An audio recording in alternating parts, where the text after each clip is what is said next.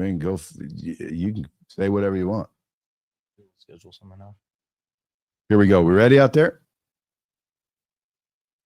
Yeah. All right. Here we go. Listen up or run for cover. From the people who haven't to the people who need it, the real author, Brad Lea, is dropping.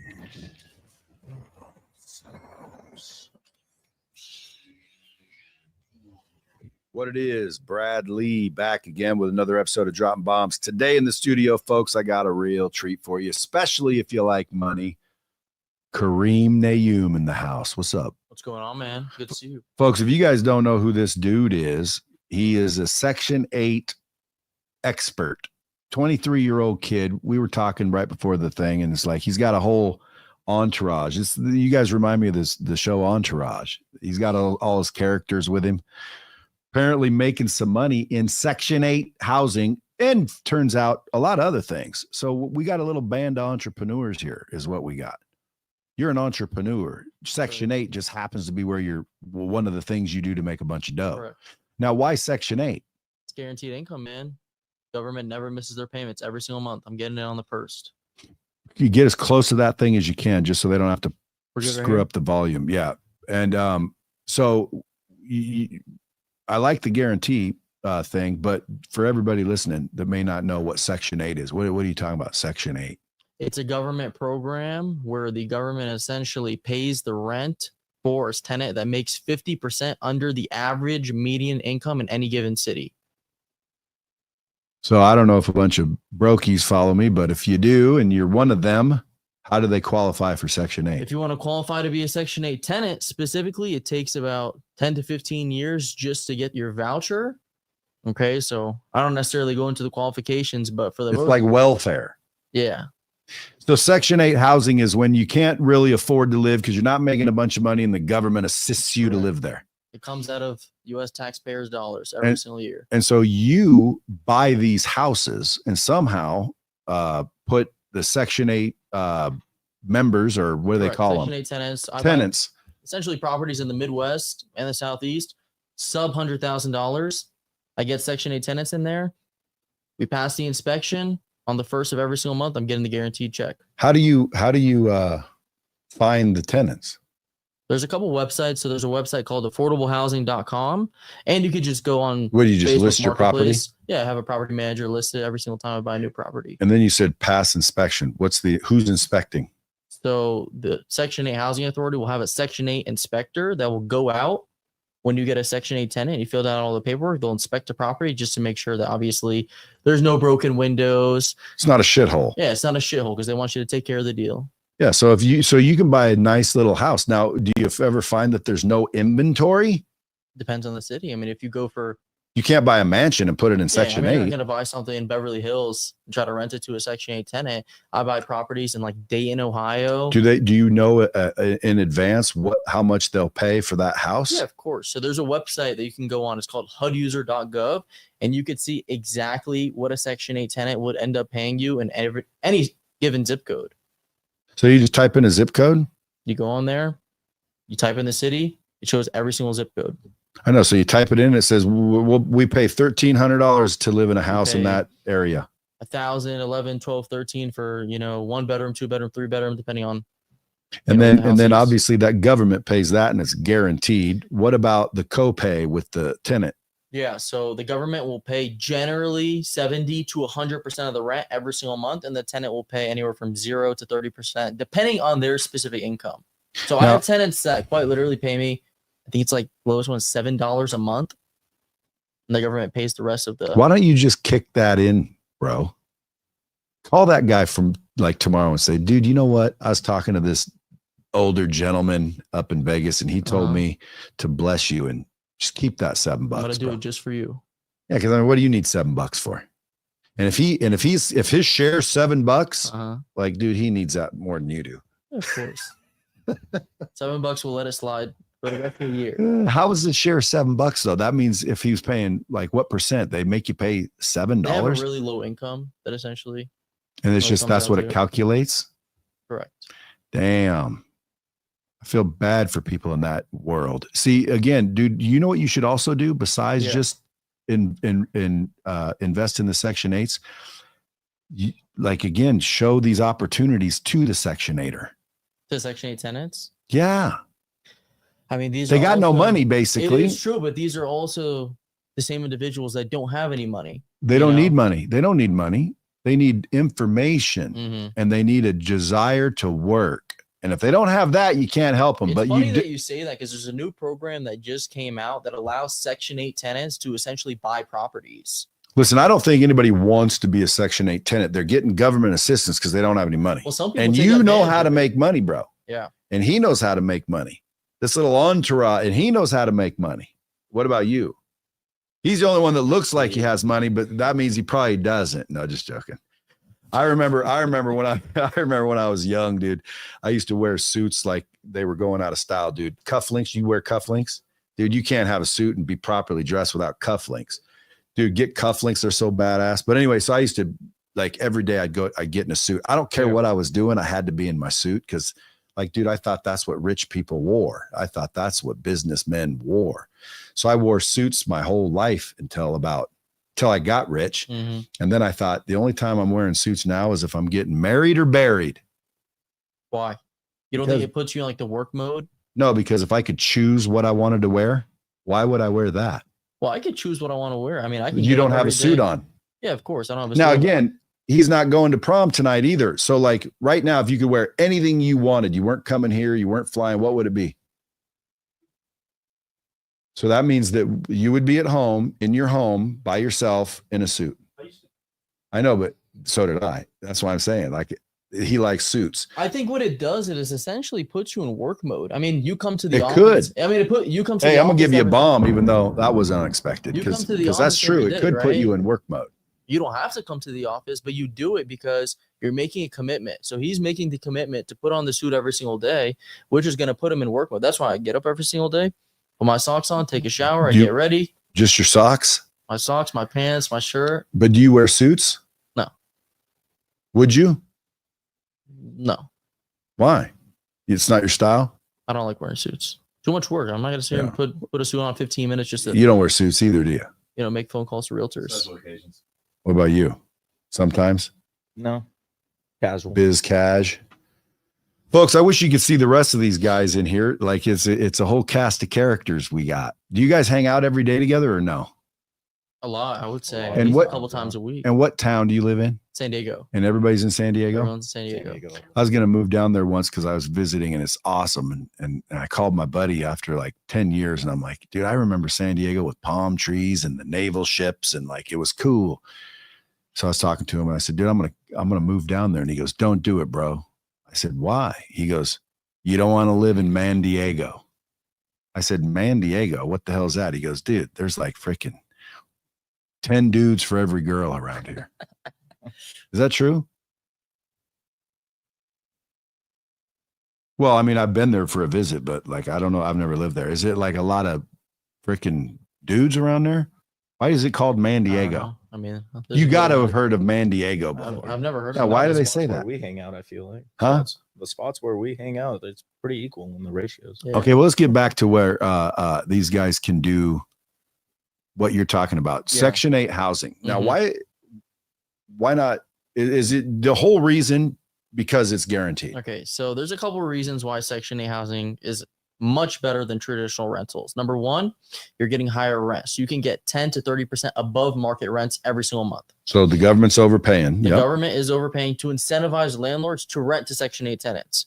Number two, your average Section 8 tenant stays in house for 7.5 years Sure. versus a traditional tenant, maybe 2 years on average. Well, sure, it's free. That's right. Like, I'll stay there forever. You got no turnover issue. I like it. What about repair, though? It's the same thing. Are you responsible if they're screwing I up am your house? responsible for repairs. There are also counties that allow you to have a budget, right? So if a tenant comes in, they destroy your property, they'll give you that budget back for based off what they destroyed.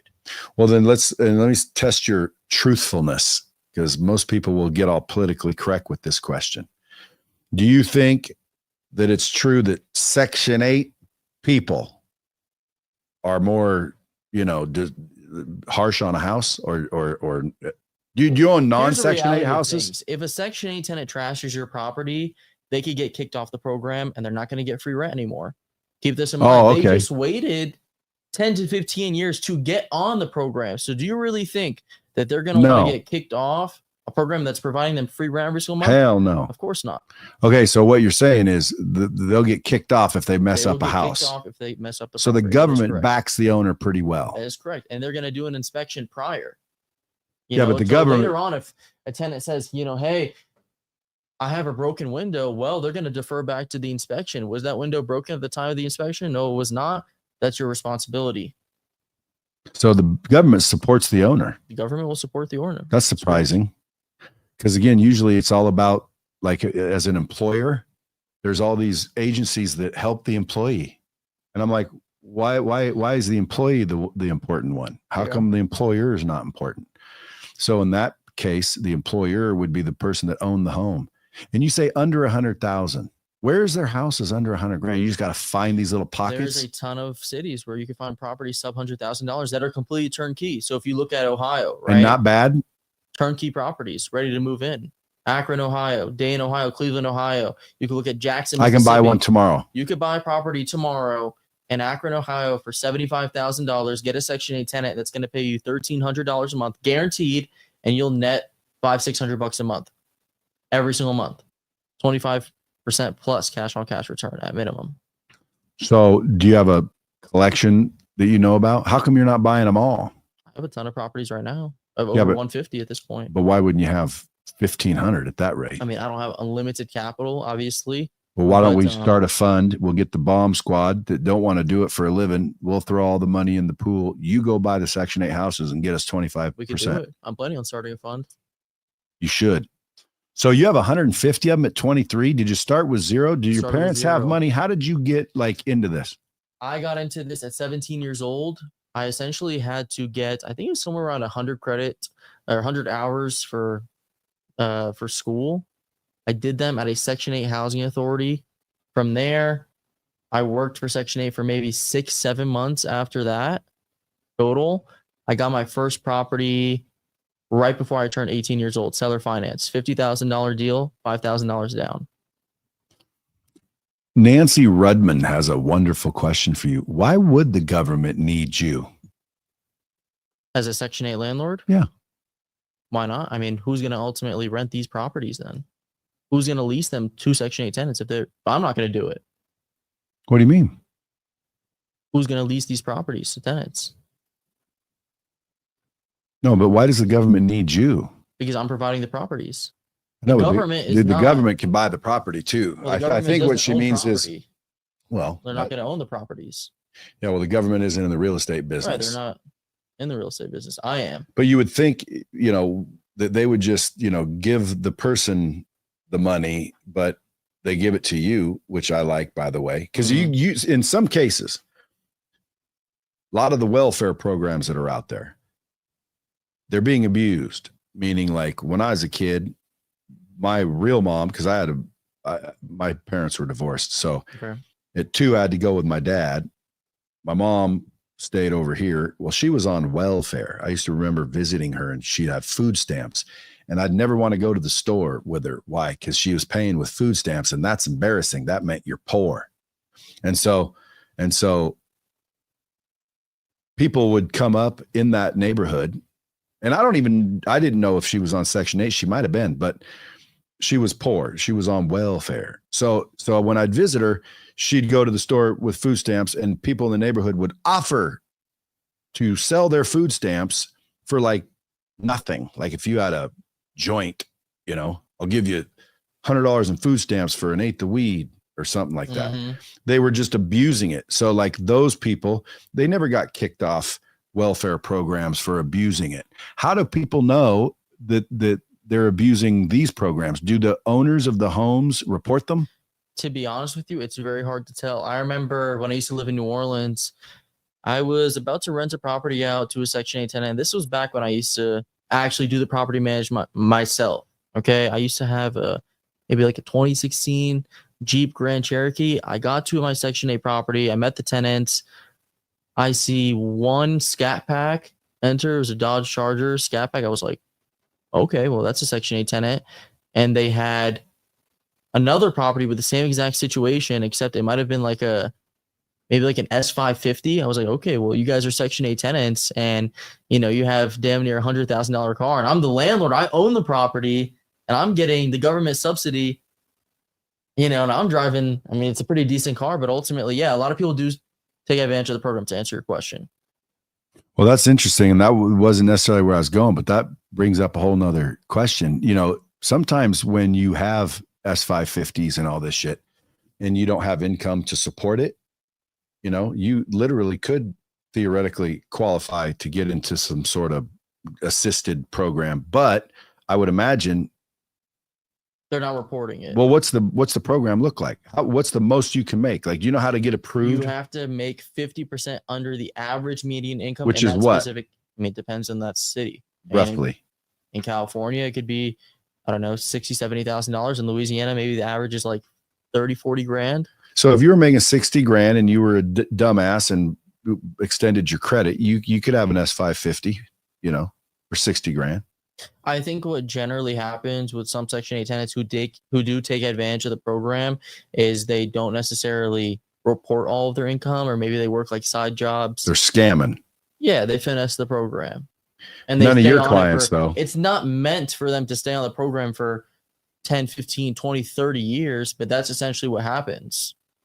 Well, sure. It's meant for them to get off the program after, 5, 10 years. Just to help them out, assist them for a minute. Temporarily.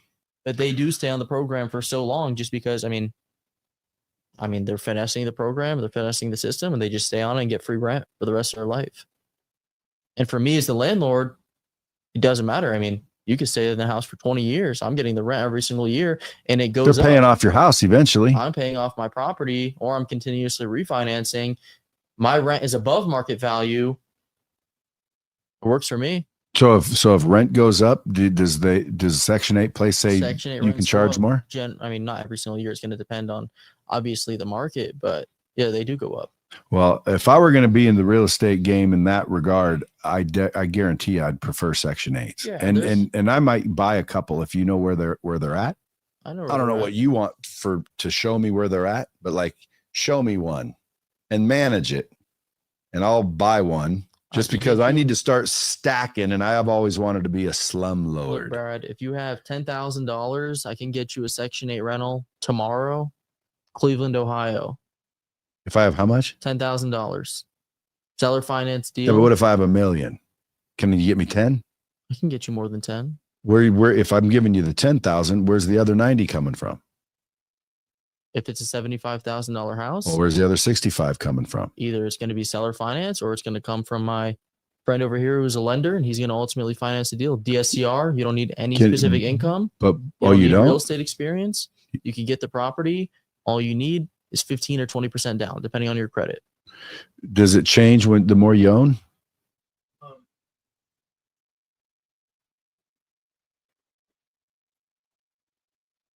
No. Yeah.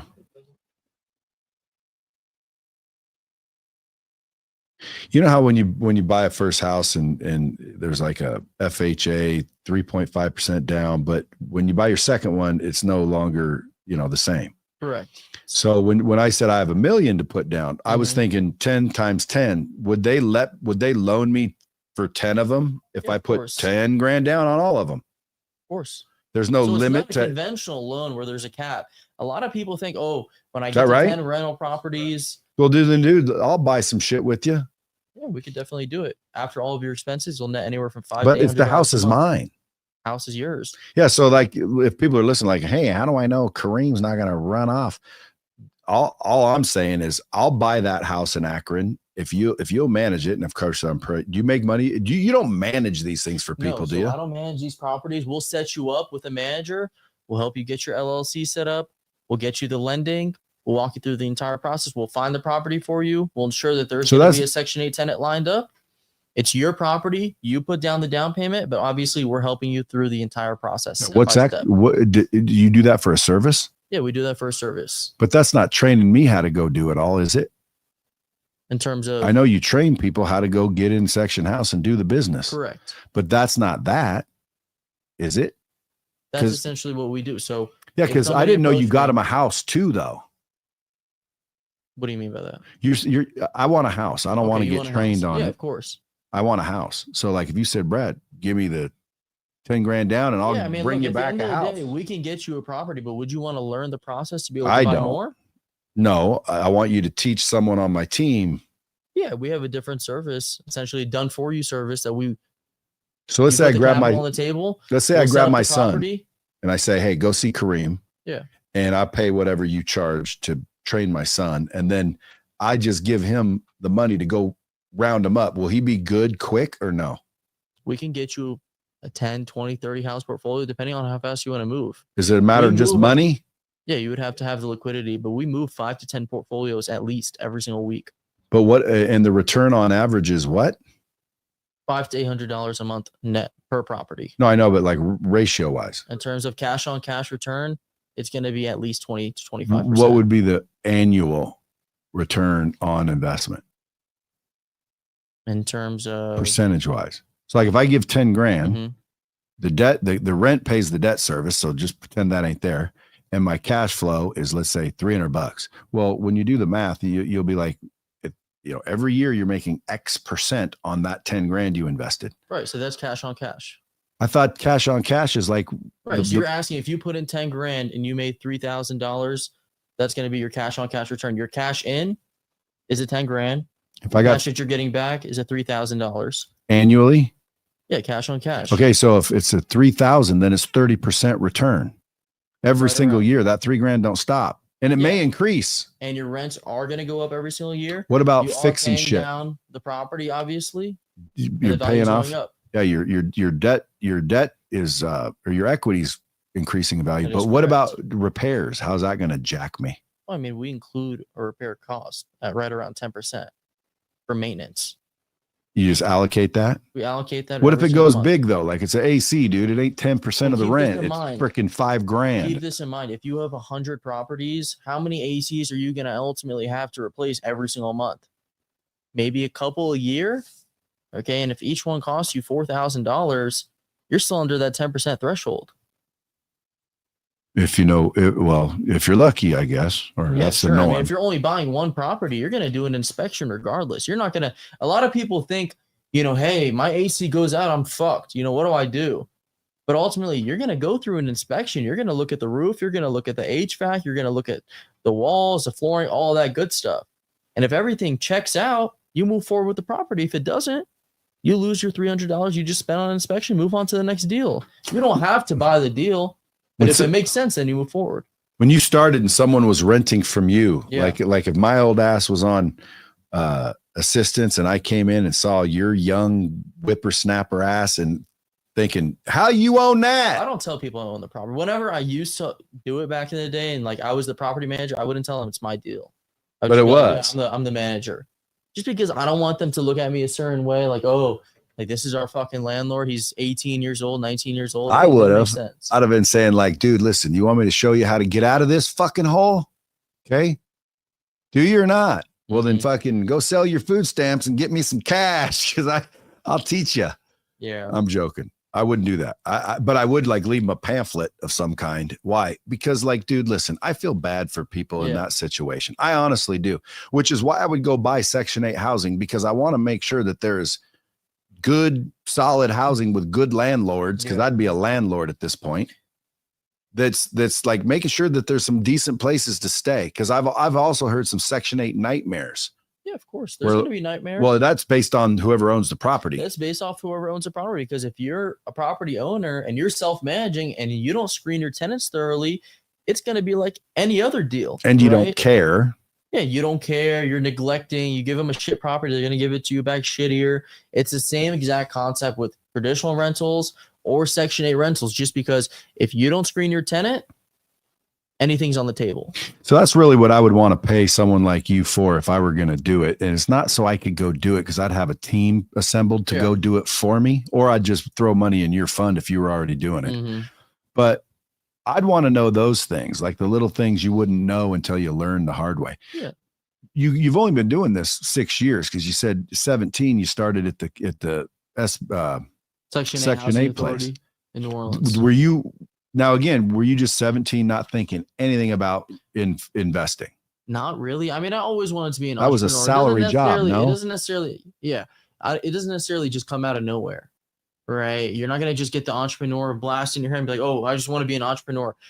For me, I always wanted to make money and I always wanted to help people. I didn't know what I wanted to do specifically, but when I worked for Section 8, I learned the ins and outs of the process.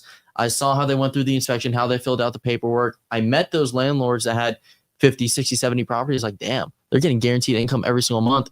I already know the process at this point. I'm in New Orleans where properties are sub $100,000 already. Let me get my first one. Tried it for my first one. What about your whole family, though? You have brothers and sisters? I do have 2 sisters. Did you tell them? I did tell them. They don't want to get into real estate. They're both pharmacists. They both went to college, which basically my family wanted to push onto me, hey, don't get into investing. It's not a good idea. Graduate college first. After college, think about it once you get a job and you make some money. Not necessarily the route that I wanted to take. Did you say, أنت متخلف? أنت متخلف? Yeah, I mean, like, dude, that's crazy advice. Like, I would have said, if you were my son and you were doing this, I'd be like, damn, dude, how are you doing that? Yeah. I'd be throwing you my money. If I were your sisters, I'd be like, how much can I put in? Yeah. They're not making that kind of return, are they? And if they are, what are they doing? Obviously not. But I think I'm going to start a new podcast. Just call it Returns. And I mean, all I like want to that. know is like, who's getting the biggest returns? I came from a Middle Eastern household. So, it's just like go to college, become a doctor, lawyer, whatever the case may be. That's the route you're going to take. My mom always tried to push on me. You're going to become a doctor, or you're going to become a lawyer, or you're going to become an engineer. So I started college. I was like engineering major initially. I was like, all right, well, I don't really want to do this shit. Meanwhile, I was buying properties at the same time. Keep that in mind. Where'd you get the money though? You had to like have an ice cream truck or something? No. So for my first property, I mean, $5,000 is really not going to be that's all you needed for my first deal. See, that's another thing people need to understand. People always want to get into something. Hey man, I need to get in, but I ain't got much money. Well, let me get into real estate. Well, I don't really have that kind of money down. It's like, dude, these little cheap ass houses that you would never live in yourself, you can get in for cheap. Yeah, I mean, a lot of people on social media. I almost want to do it right. Can we do it right now live online? Or is it like, just like buying a house? It takes closings and all that shit. Online, we could literally do. We can go on realtor.com. We could find a property. We could call the agent, talk to them, ask them what their lowest is. We can go through the process. I mean, it's very simple. Dude, I don't know why everybody wouldn't be doing this personally. What do you mean? People listening, mm-hmm. They should be reaching out to you. And by the way, Section 8 Karim with 500,000 followers already on Instagram.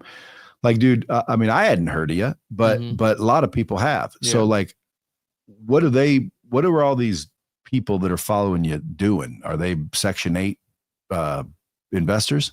No, not every person that follows me is a Section 8 investor. It'd saturate the market if there's 500,000 Section 8 investors, but a lot of people do. We have a community with over 3,000 students that we've mentored through the entire process with over a 90% success rate on closing their first deal in under 8 weeks. We walk them through the entire process step by step. Now, you said it'd saturate the market. Yeah. That's unfortunate because that means there's a limit to it.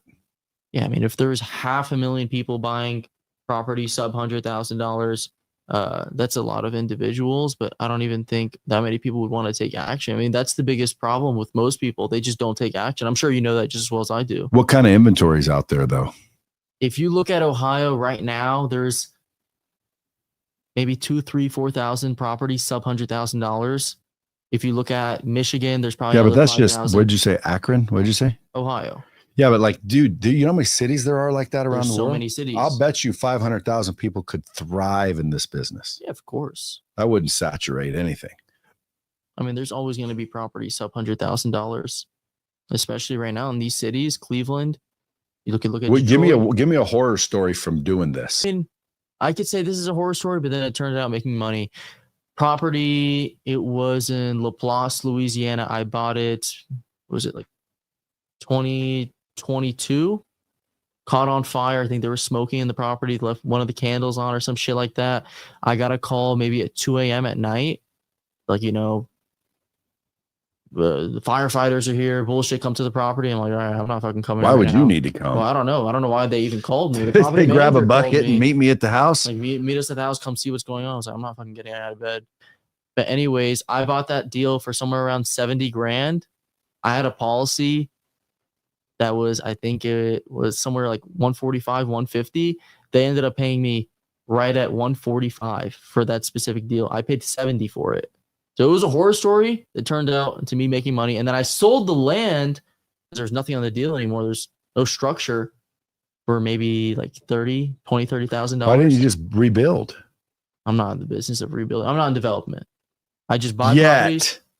Dude, Yeah, you gotta realize, even though you're smart and you're successful, Yeah. dude, you're only 23. Yeah, of course. Like, you're gonna be way smarter and way into more things by the time you're 30. Trust me. Yeah, who knows? Where you'll watch this video back and you'll be like, remember when I said I ain't a developer? Dude, developing, there's profits too. Yeah, there's definitely money. And the more profits that stack up for you over time, pretty soon you're gonna be like, now, again, if I'm getting these kind of returns, you might end up with all your money in Section 8 only. Yeah. But I would bet you'll probably. Development is cool, but look at the barrier to entry. If you want to get into development and you want to build a fourplex, you're going to have at least $100,000. You want to get into Section 8, say you're an individual that's in a 9-to-5, you're in a sales job, whatever the case may be, you only have $10,000. You're going to develop a fourplex, you're going to develop a single family house with 10 Gs? Probably not. But you can get into a Section 8 rental in the Midwest and the Southeast. You could hit me up. Dude, I think a lot of people are going to be hitting you up. And here's why. And if they don't, they're not paying attention. Because if I have 10 grand sitting in the bank, how much is it making me? Maybe 5% if it's in a CD, 4%. Okay. If I give it to you, how much is it? Or not give it to you, but do what you're talking about. How much is it making me? You're going to net $500 a month after all of your expenses. So why wouldn't anyone just take their 10 grand that they're not using anyway, go get a house, give someone a place to live, the government guarantees you payment, and now you're making money. Now, what the answer would be, well, because when it's in the bank, at least I have access to it. If I give it to a Section 8 house, I got the cash flow, but I don't have the liquidity. How hard would it be to sell one of these turds? They're very liquid. It's a single family house, sub $100,000, and there's a lot of investors out there. It's probably going to take you a couple of weeks if it's priced right. Versus multifamily, if you have a 20-unit building, think about this. You have 20 units versus you have 20 single-family houses. This is one of the best parts about Section 8. It's very, very liquid. If you want to sell a 20-unit multifamily building right now, you're going to have to market it. You're going to have to call a commercial broker. It's going to sit on the market for maybe a couple months before they get funding. They move forward. You want to sell 20 single-family houses, you can list them individually. They could sell within maybe a month or two if they're priced right. And and someone only needs 10 grand. So you're 17, you're 17. You're 17 when you got 17 when I started. And you saved up $5 grand from whatever allowance. Mm-hmm. And you noticed, you figured it out because you were working there and you were like, hey, I see how this works. And then you said, screw it, I need to get one of these, and you bought it. Right now your $5 grand's gone and now you got a house. Are you over there painting? Do you now have to go find the tenant, or does the government throw the tenant in there? So there's a website called affordablehousing.com. You can list your property directly on there. Section 8 tenants will be calling you. Off the chain. They're going to be calling you straight off the bat. See, that's crazy. That's inbound leads. You can put it on Facebook Marketplace. You can put it on Zillow. See, I want to end this and go buy them. Like, dude, then what's the problem? There's got to be a problem with people this. Don't take action. A lot of people are starting to open their eyes to Section 8 right now, specifically. I'm sure you've probably heard about it in the past, couple of months popping up. But get close to that. Yeah. Dude. And so you just fell into it accidentally. I fell right into it. Yeah. It's crazy. And then also being Middle Eastern though. You guys are almost damn raised to negotiate and be business people. I would say so. People say, Brad, how can you say that? Well, because I know. Okay. That's how I speak a little Arabi. But dude, like my brother-in-law, well, I have several of those. Obviously they're all Arabic. And so are you Middle Eastern? No. My ex-wife was. Oh, your ex-wife was. Okay. So that's where you picked up a little bit of Arabic. Yeah. Cool.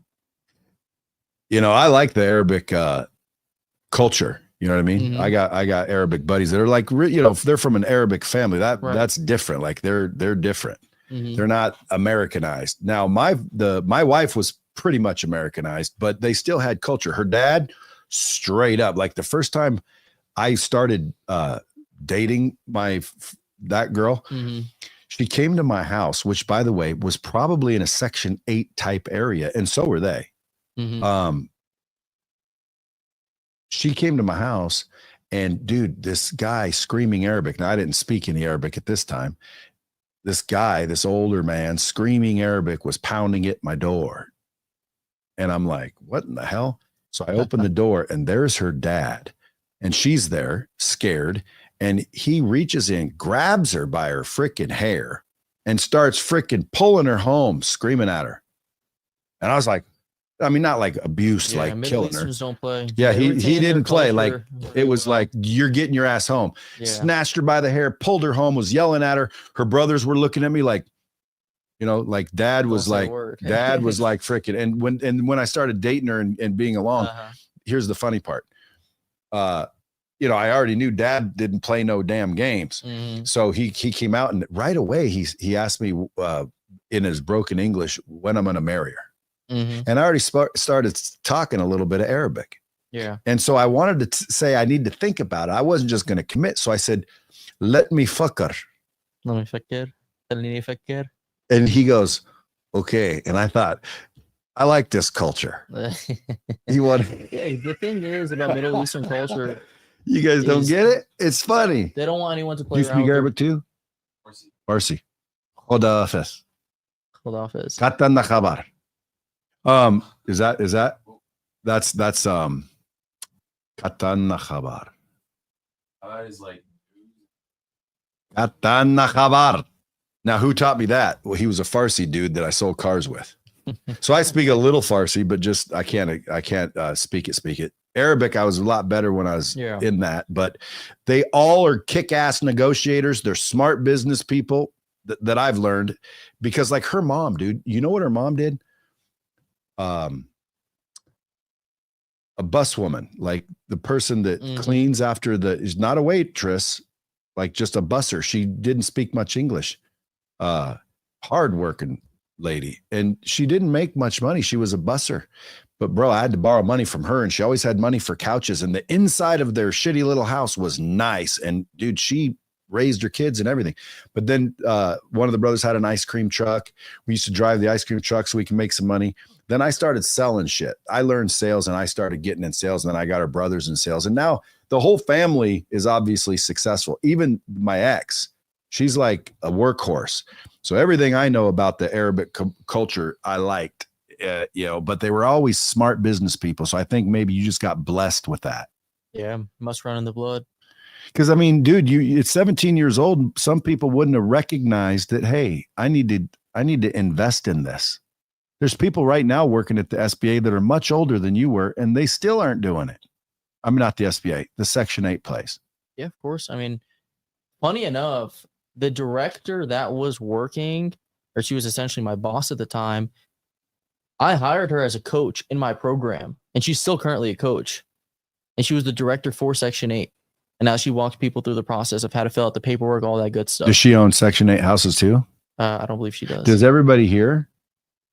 I mean, what's the downside? I'll get 10, 20, 30, 40, 50, and maybe 100 if they just keep doing it. But there's got to be a headache I'm not realizing. I mean, for the most part, as long as you have a property manager in place, you're not going to be hands-on. I mean, I don't like I said, for me personally, I've never even been to Ohio. I own well over 40 doors there. Just in Ohio alone. Do you get do you get the normal depreciation? Yeah, you get the depreciation cycle, 27 and a half years. Oh man. See, to me, it's like, dude, that's a guarantee. And I never thought like the get-ins for people could be tiny. There's that. And then you also have to think about, the guaranteed factor as well with the rent every single month and what happened during COVID, right? People are not getting rent. I was getting a guaranteed check every single month, regardless of what happened, or regardless of another pandemic coming around or a government shutdown or whatever the case may be. I'm still going to get paid every single month. So if I'm listening to this podcast, I'm thinking, dude, I need to put some money in this deal, but you don't have a hedge fund yet. You don't have an investment program yet. How do people reach out to you though? Go to Instagram, shoot me a message. You can go to section8training.com. You can apply to work with us. The number 8 or the word? The number 8. Section 8 training. Section8training.com. So again, guys, if you want to learn it, they'll teach you to go do it yourself and find the same results. You guys essentially through the entire process. Yeah, tell them what you were telling me earlier. Like when I said, what makes you different? And you said, dude, we actually like coach them.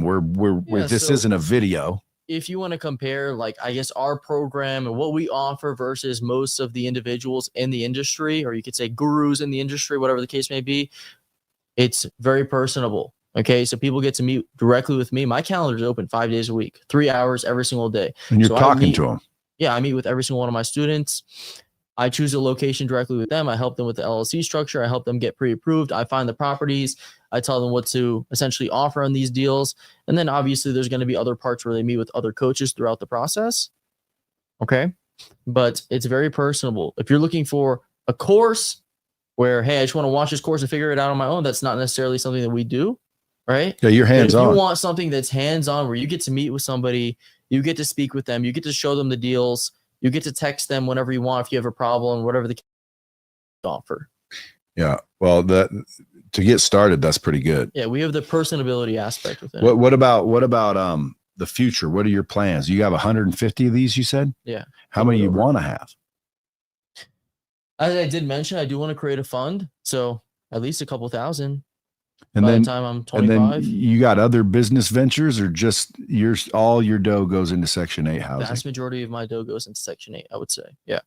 And it's not in San Diego just because you are. Not in San Diego, no. So you don't have to go see them. But I don't buy properties in San Diego. It's very, very shitty in terms of landlord laws. I mean, you're going to buy a property in San Diego for $1 million and you might rent it out for $4,000.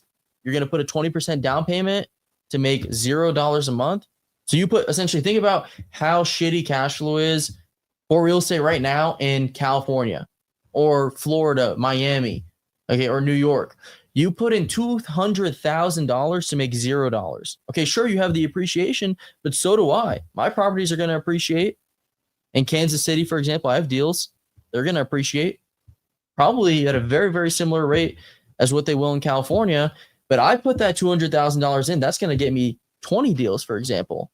Each deal is going to ultimately net $500 a month. That's 10 grand. You net nothing. And if you want to evict your tenant, you might take 6 months versus if I want to do it in Ohio, it's going to take me 5 days, 5-day notice.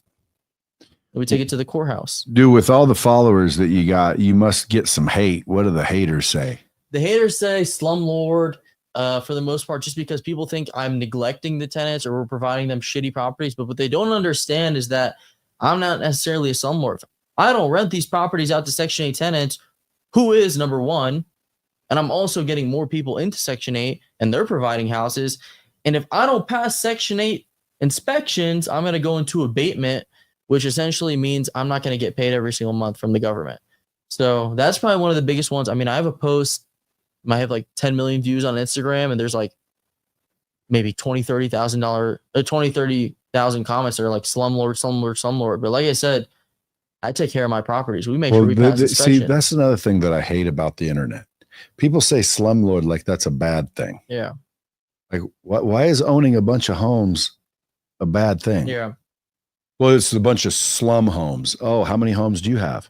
Well, I don't. Well, then start with providing the service. Yeah, start with the slums. If anything, like we're helping these individuals out. We're providing the properties. What are you doing?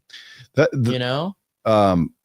was just thinking of another question that I would have. And what I do is basically fire the questions at you that I think I would have if I were listening to this. Yeah, man, fire whatever you got. What are the haters going to say? What are my downsides? Like, this sounds too good to be true. When again, I already know, by the way, folks, just if you want to know Brad Lea's take, I already know it's true. I've already been like very interested in Section 8 industry because I know a dude that does it, and he, I think, sold his company for $140 cash, liquid, boom. Mm-hmm. And he had $140 million. And he's like, what am I going to do with this money? Yeah. Well, he started putting it in Section 8 houses. Mm-hmm. And by the way, he come from Section 8 lifestyle. Yeah. Just like, again, I mean, I live with my dad and we weren't on food stamps and stuff, but we weren't rich either. But his story's crazy. So there's something to the Section 8. And I think the bottom line is, number one, it's guaranteed by the government. You want to tap in on that. Number Right. two, it's very easy to get in. You don't need a bunch of rules. What were you saying? You don't need all the you don't need real estate experience. Yeah. You don't need tax history to qualify for a DSCR loan. So essentially what most people think is that, hey, I need the tax returns if I want to buy my first property. That's what my bank told me. But they don't understand there's a loan product called DSCR. What's that stand for? Debt service coverage ratio, which essentially allows you to buy a property As long as it based covers. off the rent and if it cash flows. Yeah, Okay. because it's a business and the bank will bank a business. That's correct. That's crazy, dude. See, I want 100 of them and I got the down payment. So what do we do? Talk after this. You want to get into 100 of them, we can set you up with a portfolio. Well, again, I don't want to, but I'll get someone to, like, I'll pay the money and then get the returns. Put the money up. We can get you a big portfolio right now. And it depends on the location you want to be in. I don't care. You just want cash flow. Yeah. What do you want to make a month per door? As much as it can make. What do you want? I mean, if you're trying to maximize your ROI right now and you got, let's say, $100,000 to get into this, I would say some market like St. Louis, Missouri, you can get a property right now for 70 to 100 in St. Louis. How are you finding these areas that these houses exist? I've called, I would say, like maybe 50 to 60% of the housing authorities in the US or somebody on my team, and we vetted them out. We go on realtor.com. We make sure there's inventory, because the biggest thing is inventory. If there's no properties for sale, I'm not going to invest in that city. I'm not going to buy, for example. Well, you can't. You can't invest in that city. Sometimes, individuals come to me like, hey, I want to get a property in Miami. Here's a Wouldn't that be $100,000 nice? deal. Okay, you're not going to find a $100,000 deal there. Yeah. And if you find one, hypothetically, you're not going to find a bunch of them. The whole point of this business model is to scale. If you want to get into this to get one property, it's not worth it. I can tell you that straight off the bat. It's $500 a Yeah, it's month or not worth whatever. People come to me to learn how to scale,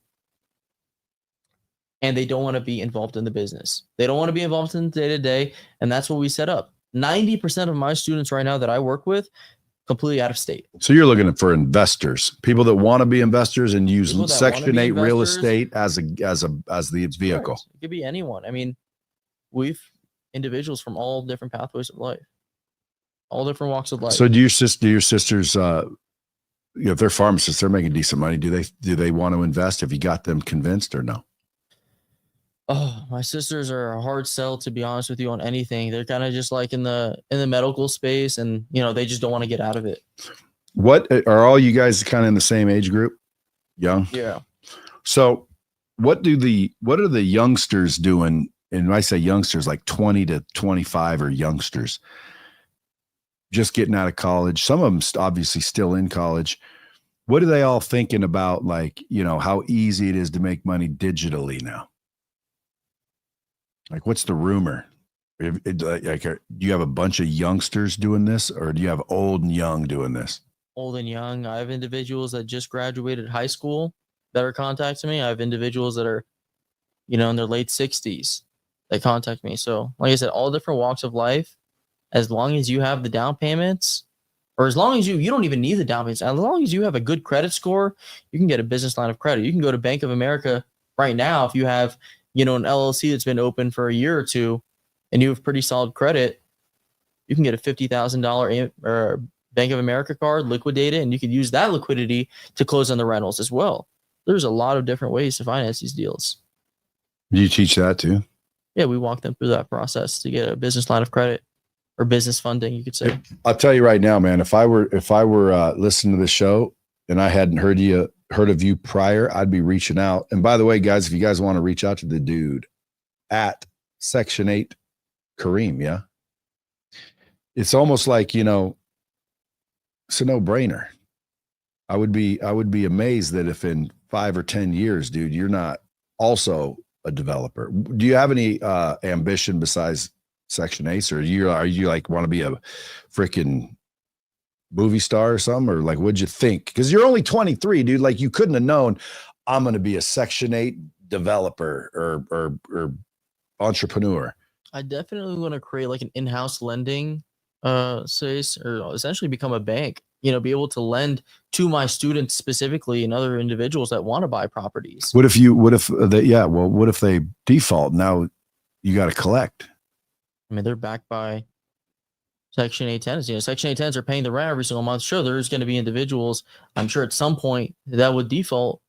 But it's all about risk mitigation. But what I'm saying is I pay the 10 grand and you said you can get me finance for the rest. At what interest rate? Just the going rate? Just say like, worry about. There isn't if it's government guaranteed. I mean, you're. Do you ever get people that don't pay you the difference? Out of 150, you probably get some bad ones. If you are a Section 8 tenant and you don't pay your 10 to 20%, you're off. You're going to get kicked off the program. If I report you to Section 8. Well, they do kick people off, so that does happen. And not only that, it's like a couple $100. It doesn't happen. Generally, they pay. I would say like over 90% of the tenants pay that small portion. The ones who don't, we'll warn them once or twice, and if they don't end up paying, if it's substantial, if it's $7 and they don't end up paying their portion, like, all righty, well, have a great rest of your day. That's fine. It's not going to make much of a difference to me. Amazing. Well, I could put you with the right people. I don't know how to launch fund. I know how to do it, but like you got to get lawyers and do that shit right, or you'll end up freaking busted for shit you didn't even know about. But that's easy to do, dude. And you definitely should have a fund, because if you had a fund set up already, I'd probably throw 100 grand in it and just wait a year. Because, dude, I'm never going to want to go out and buy Section 8 houses. But meeting someone like you and you're like, well, dude, if you got the down payment and the credit, which I do, well, then just show me the 10 houses and tell me what the return again. And then I know that you can't run off with my money because I own the properties. I don't know the deal yet. We're going to talk offline, but you see what I'm saying? Right. Like I had people come in here and they were talking about drop shipping. Remember that shit? I ain't never seen a drop shipper that ever did it actually, like he claimed he could. If you were a drop shipper, I'd be arguing with you, because I've never seen one. I've seen them claim they make a bunch of money, but every time I give them 30 grand, 20 grand for a store, they never built me one. In fact, one of them just like got indicted. The Bull.